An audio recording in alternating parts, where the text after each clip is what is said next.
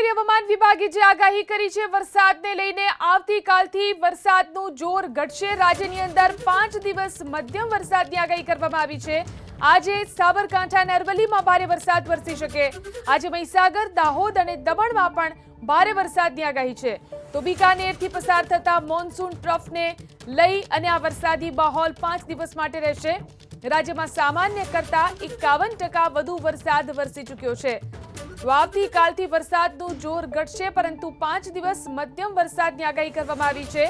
આજે સાબરકાંઠા, અરવલ્લીમાં ભારે વરસાદની આગાહી, તો મહીસાગર અને દાહોદ તેમજ દમણની અંદર પણ ભારે વરસાદ વરસી શકે છે। બીકાનેરથી પસાર થતા મોન્સૂન ટ્રફને લઈ અને હજી પણ વરસાદી માહોલ રહેશે। 5 દિવસ માટે વરસાદ વરસી શકે। आने वाले 5 दिनों के लिए गुजरात स्टेट के सारे डिस्ट्रिक्ट कवर हैं, जिसमें लाइट टू मॉडरेट रेन का पूर्वानुमान है। और आज वार्निंग की बात करेंगे तो आज के लिए साबरकांठा, अरावली, दाहोद, महिसागर, वलसाड़, दमन और दादरा नगर हवेली के लिए हैवी रेनफॉल की वार्निंग है। तो आने वाले दिन हैं, आने वाले 5 दिन, उसमें लाइट टू मॉडरेट रेन का पूर्वानुमान है, जिसमें सारे डिस्ट्रिक्ट कवर हैं गुजरात स्टेट के। अहमदाबाद के लिए आज लाइट रेन का पूर्वानुमान